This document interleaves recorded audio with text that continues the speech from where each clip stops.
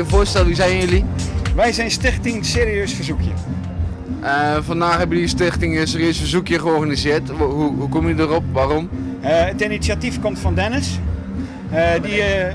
Dat is Dennis. Die heeft ongeveer 1,5 jaar geleden tegen mij gezegd van het wordt tijd dat we ook eens iets doen als het glazen huis is van 3FM.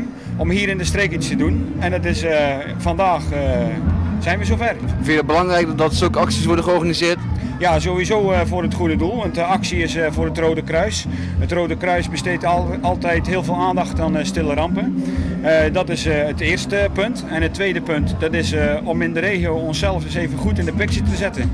En ik denk dat dat vandaag serieus lukt.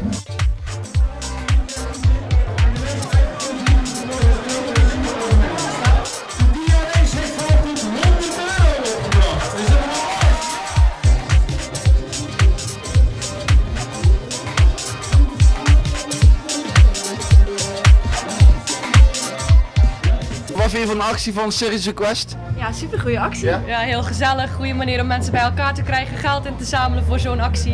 Het is erg belangrijk dat we allemaal achter één doel staan, vind ik erg belangrijk.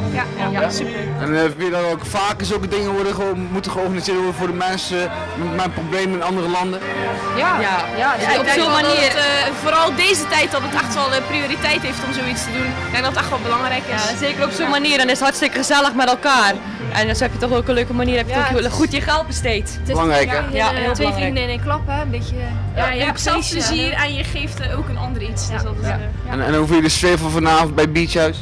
leuke sfeer. Ja, heel gezellig. Super. Zoals we het hier kennen, Leuke mensen. is het weer een extra goede sfeer. Ja, leuke mensen. Oké, dankjewel. Ja, graag. We doen de oproep aan bewoners van de gemeente Sluis, verenigingen en scholen en dergelijke en bedrijven om ook acties te verzinnen.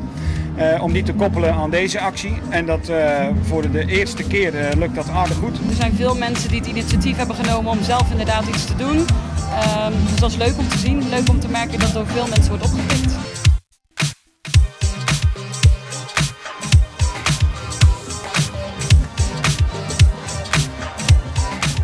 Mag even voorstellen, wie ben je? Ik ben Steven van Voren, zanger van de coverband Super Automatic. Wat vind je van de actie van het Serieus Verzoekje? Ja, dat is een hartstikke mooi initiatief. Vincent, Visivounds, DJ, die belde mij op en die zegt, wil je daar als band aan meewerken? We werken wel vaker samen. We hebben direct ja gezegd. Het hele idee sprak ons natuurlijk gelijk aan. Muziek maken en daarmee iets dienen. Ja, dat is natuurlijk fantastisch. En het doel is geld om te verzamelen voor de mensen met diarree. Hoe vind je dat belangrijk? Ja, ik denk ontzettend belangrijk. Wij staan er niet echt altijd bij stil natuurlijk. Want wij zijn dat allemaal gewend dat het hier allemaal dik voor elkaar is. En ja, dat is ergens anders niet altijd allemaal zo. Soms ook een keer moeilijk. Krijg je wel zoiets van ja, in Nederland heb je ook veel geld nodig vanuit de crisis. Maar volgens mij hebben we het allemaal. Dus we moeten proberen een beetje te verdelen. Een beetje naar daar, een beetje naar hier. Dan komt het allemaal weer goed.